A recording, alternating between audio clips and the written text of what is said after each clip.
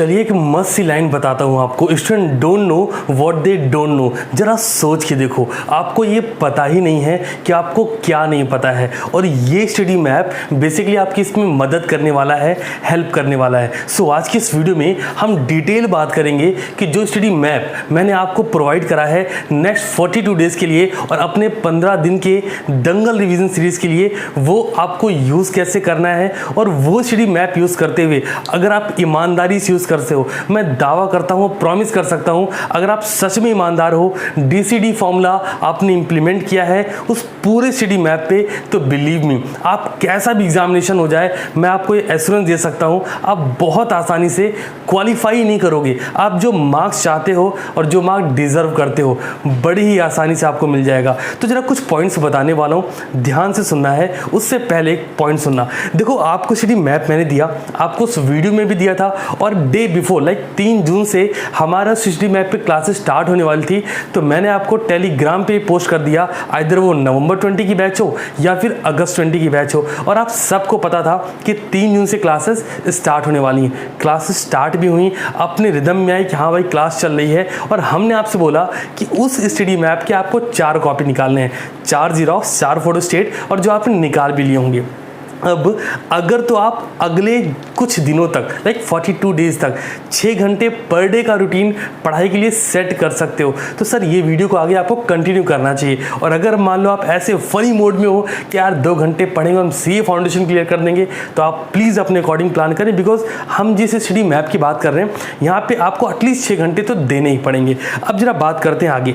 आपकी जो टेंशन है ना स्टडी मैप से रिलेटेड या फिर क्लास से, सारी रिजॉल्व हो जाएगी। ध्यान से सुनना। सुबह 11 बजे सर आपको अकाउंट्स की क्लास मिल रही है ना, और अकाउंट वाले स्टडी मैप लाइक आपको 4, मैंने जीरोक्स क्यों बोला था, एक पे आपको अकाउंट लिख देना है, एक पे बिजनेस लॉ प्लस BCR, तीसरे पे मैथमेटिक्स पूरा लाइक स्टैटिक्स वाला साथ में, फिर चौथे नंबर पे इकोनॉमिक्स और BC के। अब अकाउंट्स और लॉ की क्लासेस साथ में चल रही हैं। अच्छा, कितने लोग को लगता है कि अकाउंट और लॉ 42 डेज तक पढ़ा जा सकता है? जब मैंने आपको ये भी डिस्क्लोज कर दिया आज की वीडियो में भी, आपने सुना होगा कि हम किसी एक टॉपिक को मैक्सिमम 2 दिन तक रखने वाले हैं। एक कंसेप्चुअल होगा, दूसरा न्यूमेरिकल बेस्ड होगा। समझ आ रहा है? तो आपकी अगर हम लाइक बात करें अकाउंटेंसी की, तो मैक्स टू मैक्स मान लो 12 चैप्टर हैं, जिसमें से बहुत सारे हम पहले ही कवर कर चुके हैं। फिर भी हम मान लेते हैं कि 25 दिन आपके अकाउंट में लग जाएगा, और इतना दिन नहीं लगेगा, हालांकि मैक्सिमम 15 दिन आपके बिजनेस लॉ में लग जाएगा।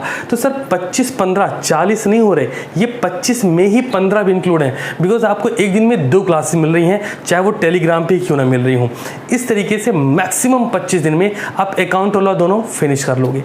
अब बारी आती है आपके मैथमेटिक्स और इकोनॉमिक्स की। तो सर 42 डेज में तकरीबन 17 दिन बचते हैं, और बचे हुए 17 दिन में आप उसको भी कवर करो जहां इकोनॉमिक्स, BC के और मैथमेटिक्स की बात आती है। बट करना कैसे है? क्या सिर्फ अकाउंट लॉ ही पढ़ते चलना है, बाकी दोनों सेपरेट नहीं पढ़ना? इसका भी आंसर करता हूं। देखो यार, हमारे पास जब मैप की हम बात करते हैं, जो 2 मैप बचे, अकाउंट लो तो आप लिख ही लिया होगा, मैथमेटिक्स, इको, BC के भी लिख लो।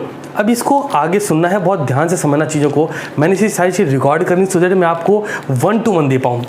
देखो यार, इकोनॉमिक BC की ऑलमोस्ट क्लासेस हम ऑलरेडी प्रोवाइड कर चुके हैं। आपको पता है कि सारी क्लास ऑलरेडी अपलोड हैं। तो जब तक अकाउंट और लॉ की क्लास चल रही, तब तक आपको इकोनॉमिक्स और BC की, इवन मैथ की वीडियो की प्रिपरेशन करनी चाहिए, टॉपिक वाइज जाना चाहिए। और अपने उस स्टडी मैप पे, आपका जो स्टडी मैप है टॉपिक आवर 6 दिन तक 7 दिन रिवीजन का है, तो क्या करना चाहिए? एजम्पशन लेते हैं कि आपने लाइक ये इस तरीके से मैप आपका बना हुआ है ना, टॉपिक लिखा है, आवर लिखा है, और ये 1, 2 ऐसे करते हुए 6 डेज तक 7 दिन में रिवीजन है, जो कि इसी 6 दिन का होना है, आप सबको पता है। तो टॉपिक, अब जैसे मान लीजिए आज हमने लाइक आपने अकाउंट में इन्वेंट्री किया था, इन्वेंट्री को अकाउंट वाले मैप की बात हो रही इस वक्त। तो इन्वेंट्री में आपने कितने घंटे इन्वेस्ट करे, ठीक है। फिर दूसरा दिन भी आपने इन्वेंट्री किया, तो लिखिए इन्वेंट्री, कोई दिक्कत नहीं, कितने घंटे इन्वेस्ट करे। ठीक है, ऐसे जिस दिन बिजनेस लॉ था तो वहाँ पे क्या हुआ। अब ये 2 क्लासेस ऑलरेडी रनिंग में हैं, लेकिन क्या सर हमें इकोनॉमिक्स और BCK नहीं करना है सर, करना है, हर दिन करना है। इकोनॉमिक्स में भी आपको लिखना है टॉपिक, और लाइक सिंपल है, आप टॉपिक लिख लेंगे फिर आवर लिख लेंगे, सर क्या होगा, आप एक्चुअली मॉनिटर कर पाओगे कि आप कौन सा टॉपिक पढ़ रहे हो। जो मैंने स्टार्टिंग बोला ना, student don't know what they don't know, आप लोगों के साथ ऐसा नहीं होगा। सारे CTC फैमिली वाले, ये एग्जैक्टली आप मैप का काम क्या होता है सर, चीज़ों को मॉनिटर करना, वो दिशा ढूंढना कि जाना कहाँ है, वो गूगल मैप हो या CTC का स्टडी मैप हो। समझ आ रहा है, आगे सुनना भी। अगला पॉइंट है सर, आपका टारगेट ये होना चाहिए कि एटलीस्ट एक टॉपिक 2 दिन में आप खत्म करो, जैसा हम कर रहे हैं। अकाउंट लॉ हम अभी स्टार्ट कर रहे हैं, तो आप इको BCK के साथ और मैथमेटिक्स और स्टडीज साथ सेम रखो। मतलब इकोनॉमिक्स में कोई एक टॉपिक उठाओ, उसको 2 दिन का टारगेट सेट करो कि 2 दिन में फिनिश करना है। मैथ का टॉपिक उठाओ, हो सकता है पूरा मैथ नहीं हो पा रहा, तो उसकी कोई एक्सरसाइज उठाओ, उसको 2 दिन में फिनिश करो। सिंपल सा लॉजिक है। इस तरीके से आप चीज़ों को मॉनिटर करते हुए चलोगे, आपको एग्जैक्टली पता होगा क्या प्रिपेयर हो चुका है, कहाँ लैक हो रहा है, क्या आपका कॉन्फिडेंस बूस्ट हो रहा है, कहाँ कॉन्फिडेंस लूज हो रहा है, और उसी के अकॉर्डिंग आप रिवीजन प्लान, लाइक 15 दिन की दंगल रिवीजन सीरीज में आने से पहले अपने माइंड को मेकअप कर लोगे अच्छे से कि भाई इस बार तो फोड़ देना है, कहीं से कोई टेंशन नहीं।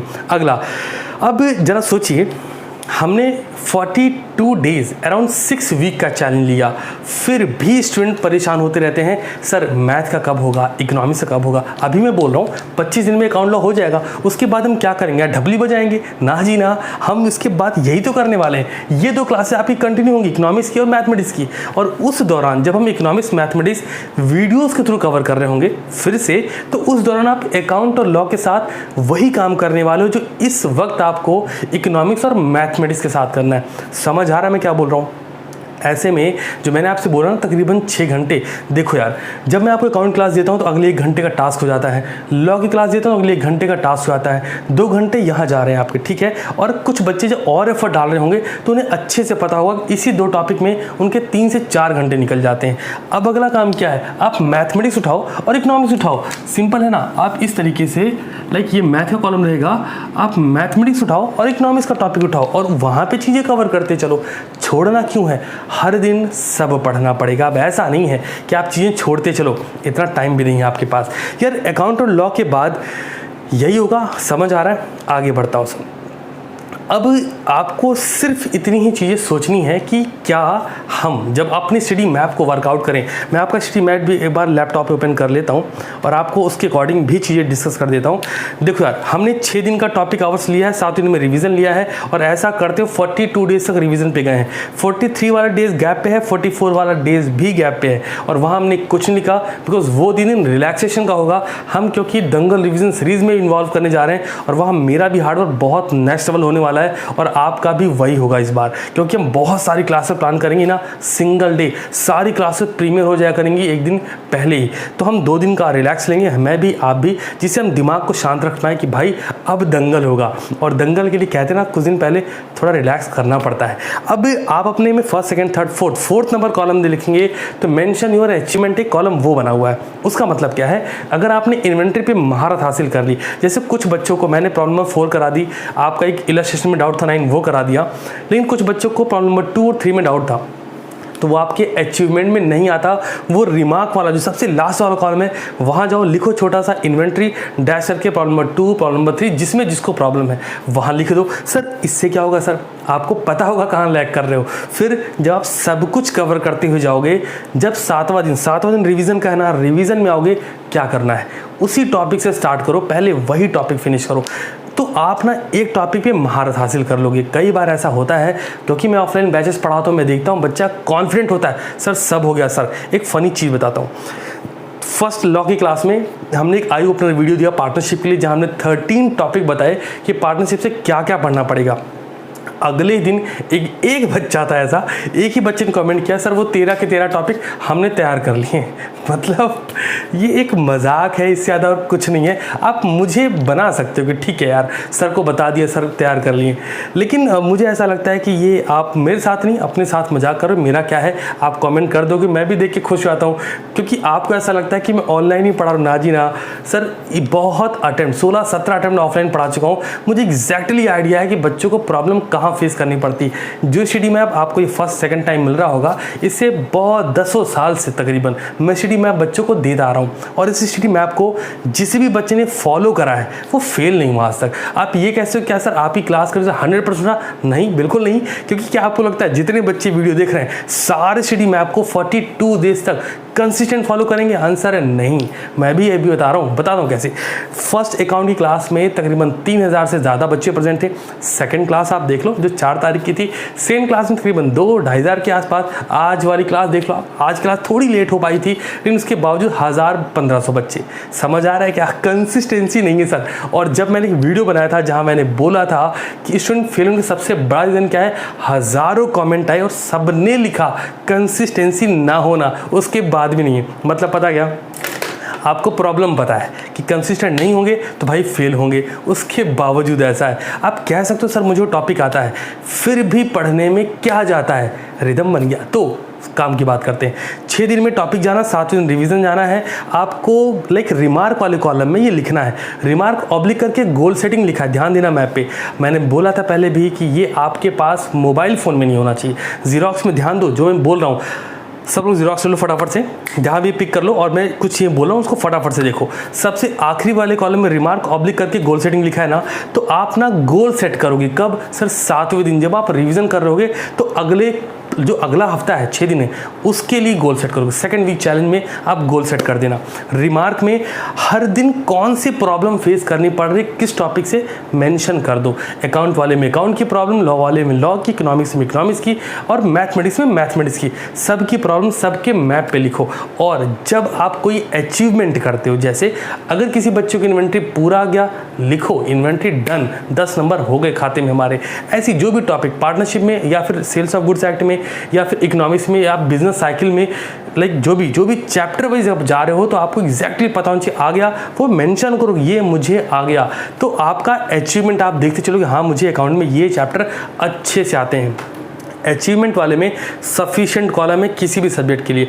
अब बात आती है टाइमिंग की सर, 11 बजे 12 बजे आपको वीडियो मिल रहा है, ऑलरेडी मिल रहा है। शाम 6 बजे वाली क्लास आप चाहें तो ज़रूर रिवाइज करें, कोई प्रॉब्लम की बात नहीं तो ना भी करें तो चलेगा, बट एटलीस्ट आपको 6 घंटे पढ़ना पड़ेगा। 3 घंटे यहाँ 2 सब्जेक्ट में, 3 घंटे यहाँ के 2 सब्जेक्ट में। और ये काम करते हुए अगर फिर से मैं बात दोहरा रहा हूँ, अगर आपने 42 डेज कंसिस्टेंट अपने आप को रख लिया, कुछ बच्चों को याद होगा, मैं उनके कमेंट में जाके, जिनका नाम मुझे पता है, मैं उनके कमेंट जाके उनसे पूछता हूँ, है ना, आफ्टर अ लॉन्ग टाइम। वो बच्चे एक्सेप्ट करते हैं, हाँ कुछ नेटवर्क का इश्यू कुछ कहते हैं, बट ठीक है, मैं ये मानता हूँ कि आप सारे फिल्म में कंसिस्टेंट हो। बट जो लोग नहीं हैं उनसे कहना चाह रहा हूँ, अगर आप सीए फाउंडेशन लेके सीरियस हो तो ये स्टडी मैप वो रास्ता है और वो मैप है एक्चुअली जो आपको उस डेस्टिनेशन तक पहुँचा सकता है। चॉइस आपकी है, फॉलो करना ना करना जो भी है, बट मैं मानूंगा कि हाँ आप कर रहे हो तो रिज़ल्ट आपके ही फेवर में होगा और डेफिनेटली सीटीसी फैमिली के फेवर में होगा। मिलता हूँ बहुत ही जल्द नेक्स्ट क्लास में, और तब तक के लिए शानदार भी रहिए। और हाँ, इस स्टडी मैप को फॉलो ज़रूर करिए, बिकॉज ये आपके ड्रीम को बिल्कुल पॉजिटिव बना सकता है।